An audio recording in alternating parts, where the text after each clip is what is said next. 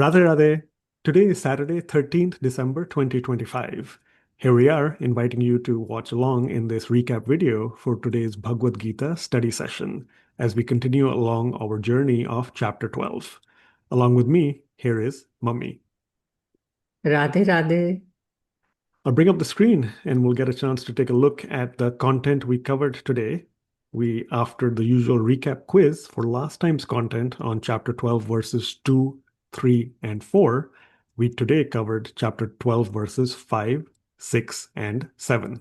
As always, please take a look at the description for this video where you can get the links that are helpful to you, such as for the portal page to get the slides, the quiz questions, recap videos, and other supplementary material. With that, then, we shall get into chapter 12, verse 5 and beyond. क्लेशोऽधिकतरस्तेषाम् अव्यक्त आसक्तचेतसाम् अव्यक्ता हि गतिर्दुःखम् देहवद्भिरवाप्यते. Chapter 12, verse 5 has the catchphrase absolutely arduous. If you recall from the prior class, chapter 12, verse 3, that has the catchphrase absolutely aimed. Chapter 12, verse 4, we had given the catchphrase absolutely attained. So finally, here, chapter 12, verse 5, Sri Krishna adds that it is absolutely arduous. The absolute path, following Brahman, aimed towards the absolute truth, that is arduous. And he also says it is certainly arduous, so absolutely arduous. So a lot of that alliteration there continuing along with the word absolutely.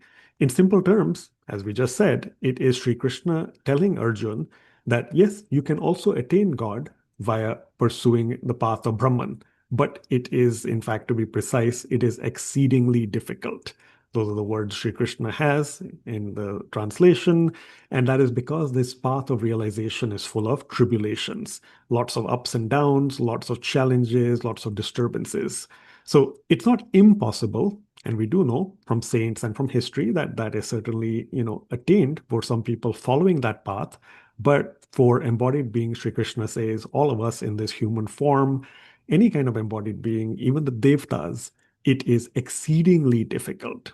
And the reasons for that, of course, Mummy went into detail in class, and we'll do that here as well. In essence, of course, it is really about the fact that we need something material or tangible to be able to think, imagine, or meditate upon. So as we had mentioned in class, try this meditation exercise. Let's today meditate on the all-pervading aspect of God. Some of you may get started. Some of you might wait for a hint. You're trying to imagine things, so you might wait for the instructor or facilitator to say, okay, meditate upon, think upon space. Think upon this expanse of air. And whatever other words one uses, but you'll automatically, as you in class got the hint, you'll start trying to pepper your thoughts with something physical, some objects. You might put something in that space that you're imagining or the air that you're envisioning, whatever it is, wherever it is. And that is why it is extremely difficult, of course, to meditate on the formless aspect. Whereas, in contrast, the personal form of God, which we'll see, of course, in subsequent verses, and the whole crux of chapter 12 being Bhakti Yoga, it's much easier because there is a basis for our minds to imagine, think, and attach to, because of our material senses always being connected to things that we can see, hear, touch, etc. So that's the essence here. Mummy will talk more, of course, when it's her turn here, but that is chapter 12, verse 5, absolutely arduous. We'll next look at chapter 12, verses 6 and 7 as they appear together in Swamiji's Holy Bhagavad Gita. ये तु सर्वाणि कर्माणि मयि सन्न्यस्य मत्पराः अनन्येनैव योगेन मां ध्यायन्त उपासते तेषाम् अहं समुद्धर्ता मृत्युसंसारसागरात् भवामि न चिरात् Partha मय्यावेशितचेतसाम्. So chapter 12, verse 6 has the catchphrase dedicated direction. the dedication that's required, and the direction, of course, being the direction of the personal form of God. And then its result, it is swift succession, the catchphrase for chapter 12, verse 7.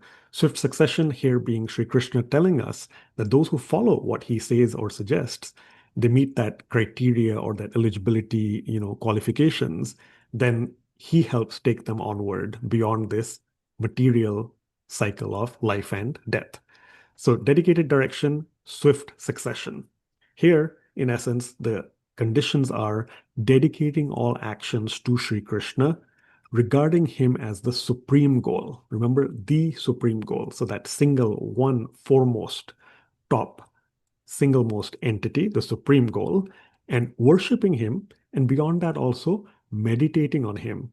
And not just with devotion that's, temporary or fleeting, but with exclusive devotion. If one can do all of that, then Sri Krishna says he takes that responsibility of delivering them from the ocean of birth and death. And he further adds that it is because of all those qualifications, all those activities performed, but also because the consciousness is united with Sri Krishna. And that is an essential element, as we know, of course, throughout the Bhagavad Gita, Yog, the unison, the unity of our consciousness with God's consciousness. So again, we'll talk a little bit more about this momentarily, but it's really about utilizing our senses as best as possible towards the direction and service of God. I think in chapter 2 somewhere, Swamiji has mentioned the example of King Ambarish, always, circumambulating around the temple or the Lord's deity, using his various senses for efforts and seva towards the Lord, singing his glories, listening to his bhajans, etc. And with all of that, of course, God then quickly bestows his grace because we are following that single track path of bhakti. Two things I'll add here before passing it on to Mummy, of course, are we saw here the connection I made to chapter 3, verse 30, one of my favorite verses here, and what we often call as the Rup Dhyan verse, performing all works as an offering unto Sri Krishna, constantly meditating on him as the supreme. And then being free from desire, being free from selfishness, and with mental grief departed, fight. That is for Arjun. For us, it is fight, do our dharma, do our duty, perform the actions we are all supposed to do. So this is again constant meditation on Sri Krishna as the supreme. Chapter 3, verse 30, again connecting it back here to chapter 12, verses 6 and 7. And finally, the flyer, the visual connection we saw in class. What must you do so that Sri Krishna swiftly delivers you from the ocean of birth and death? Simple, picture or image here, but again, trying to represent the efforts and then soul heading in that direction of Radha Krishna, God swiftly delivering us if we dedicate all our actions to Him, regard Him as the supreme goal, meditate on Him with exclusive devotion. And of course, then as an outcome, have our consciousness united with Him. Eventually, then, He takes us beyond this cycle of life and death. Mummy, it's over to you for these three verses for Sanskrit words, phrases, and a lot more that you can elucidate upon them. Thank you, Gagan. So let's look at the word kleshaha from verse number 5. Kleshaha means tribulations. So, and another real meaning is that the path is so difficult that the effort you need to put in, the struggle you need to put in is way, way more. Okay? That is why they say klesho dhik taraste sham. Okay? So, those whose minds are attached to the unmanifest, the path of realization is full of tribulations, kleshaha. Now, verse number 6, let's look at the word ananyena. Ananyena means exclusively. That is what Krishna is saying, that you dedicate to me, worship me. That is what Sri Krishna is saying. Those who dedicate all their actions to Him and regard Him as the supreme goal, worship Him and meditate on Him with exclusive devotion. That is a very important condition, because of that he delivers them swiftly from this mrityu sansar sagarat, ocean of birth and death, in which we have been rotating for endless lifetimes.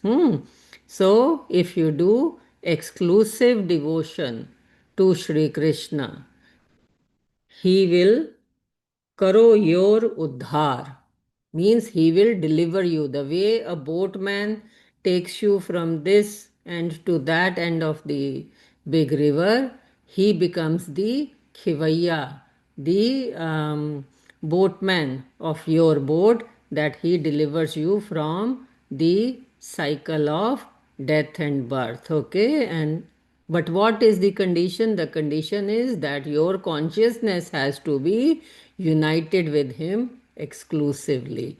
And He says that path is much easier because He graces the devotee very quickly. Okay, and He takes away all the obstacles of that devotee's path.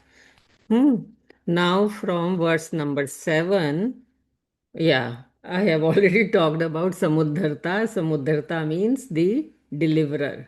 He is the one who takes care of all our problems. And then there is very important word Aveshit Chetasam. Aveshit Chetasam means of those whose consciousness is united with Sri Krishna exclusively. That is what is very important. So he keeps on telling us that both the paths, they take you to the same goal, but because Krishna in 4.11 verse, he has said that he reciprocates in the same way. So those who pray to the unmanifest Brahman form, they are then bestowed with, God meets them as unmanifest only, okay, the all pervading Brahman.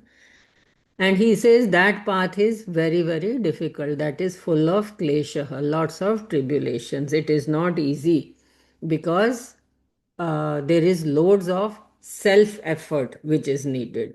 But if you worship him in his personal form, it is much easier because as human beings, we are all used to connecting with faces, right? People do have their grandparents' pictures in their house, and that is how they keep on connecting with them. It is easier rather than imagining. So, similarly, for God also, yes, it is the all pervading form, Brahman. We understand that He is everywhere. Then, as Paramatma, also He lives inside. But how many times are we aware of all that? It is very difficult.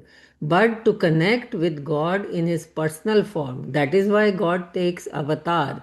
He does all those leelas to give us the basis for our devotion. So it is much easier for us to connect with God's leelas, God's pastimes, God's virtues, God's glories, So our intellect, it's easy for our intellect to contemplate upon His glories. And then it is quickly our consciousness can unite with God, and all of us. Those who have attended online Bhakti Kirtan retreat and those of us who have attended in person Bhakti Kirtan retreat, we have realized that those are the times when our mind is very easily connected with God. When we see Radha Krishna's enchanting deities in front of us and Maharajji's kirtans going on, so, with beautiful pastimes of Sri Krishna, his leelas, or the real philosophy behind it, our ears keep on listening it, our intellect goes on contemplating it, our eyes keep on keeping Krishna, Radha Krishna's enchanting deity in our mind, in our heart, our hands clapping non-stop. And so we are in that, we really reach a situation of trance where we are it is uninterrupted bhakti going on, and then our minds are totally connected with God. And so that is when I have noticed that Krishna really bestows his grace, and he dispels our ignorance, and really a light of knowledge lights up in our hearts, and that is how God becomes the savior of the devotee, and he delivers, he karos uddhar of the devotee from this mrityu sansar sagarat, the cycle of life and death. That is what Sri Krishna is saying in these two verses. Of course, exclusive devotion is the condition. Remember that. Previously, Krishna had said welfare of all human beings is the also the condition. So slowly we will keep on learning from these verses what Sri Krishna has to say in this chapter of Bhakti Yoga. Over to you, Gagan. Yeah, thank you so much, Mummy. And I'll just I think I forgot something, and Swamiji has given a very beautiful analogy of this Markat Nyay and Marjara Nyay. What is Nyay? Nyay means reasoning or inferring a principle from the given example. So there are the two kind of Nyayas. So this is Markat Kishore Nyay, that is the Markat is the monkey, Kishore is the baby. So logic of the baby monkey. And then there is Marjar Kishore Nyay, that is Marjar is the cat, Kishore is the baby. So logic of the baby kitten. So Swamiji has given a very good analogy here, how in the path of when you follow the path of Brahman, to reach supreme goal. Why is that so difficult? Because Swamiji has given an example that monkey, when it has a baby, it is the onus on the baby to keep holding his mother's stomach when monkey is moving or jumping here to there. Now imagine the baby monkey is so small, sometimes his hands can leave also. It is so, that is why that path, Brahman path, is tough. It is exceedingly challenging. Whereas the other path, when you follow, the example is of that baby kitten. So cat keeps hold of the baby kitten from its neck. It does not hurt it, but he gives full protection. So it helps it to, it takes the responsibility of transporting it from one place to another. Okay, it holds it from behind the neck. So then what does this mean? The devotees of the formless can be compared to the baby monkey, and devotees of the personal form can be compared to baby kitten. So in that monkey form, the onus is on the devotees themselves, because in that Brahman does not bestow grace upon them. There is load of self effort needed, because they are uh, praying to Brahman form, which has no attributes. Nirgun without qualities, nirvishesh without attributes, and nirakar without form. It is very, very tough to keep concentrating on something which has no attributes. And whereas in the Brahma, in the personal form, you can attach your mind, and that is how baby kitten is taken care by its mother only. So the devotees of personal form are taken care of by God Himself. That is the thing, and because God then bestows upon them His grace very soon, and He gives them all the protection. That is what we understand from these two examples. In the monkey example, the baby monkey has to put in all the effort and take care of himself, but in the kitten example, Mother cat takes care of the kitten. So, similarly, in the personal form, God Himself takes care of the devotee once the devotee has exclusive devotion for God. Over to you, Gagan. Yeah, thank you so much, Mommy. Glad you mentioned that. It's a very important example. Took us back maybe to science class or younger days as kids as well. That, yeah, the comparison between the baby monkey and the baby kitten. So, once again, that gets us towards the end of this recap video, chapter 12, verses 5, 6, and 7. So, we encourage you to, of course, keep, your spiritual journeys floating ahead with a lot of practice, a lot of the guidance that Sri Krishna provides, and the goal, of course, being to keep on crossing as much as we can beyond this material ocean. As we mentioned in class, last session for the calendar year 2025. So we'll take a moment to thank you all, of course, for your continued participation, diligence, your dedication. I mean, we all thrive because of this collective, as Mummy says, distantly connected spiritual family. And we're blessed to have, all the grace from God, from Guru, the platform here, to be able to just, partake in all of this collectively together. So, obviously, a wonderful, festive, and happy holiday season ahead to everyone. And we shall connect again, of course, in 2026. We'll keep you all posted through the regular channels. Till then, thank you so much. Radhe Radhe. Let's take blessing from Radha Rani. Jai Jai Shri Radhe. Jai Jai Shri Radhe. Jai Jai Shri Radhe. Thank you all. Radhe Radhe.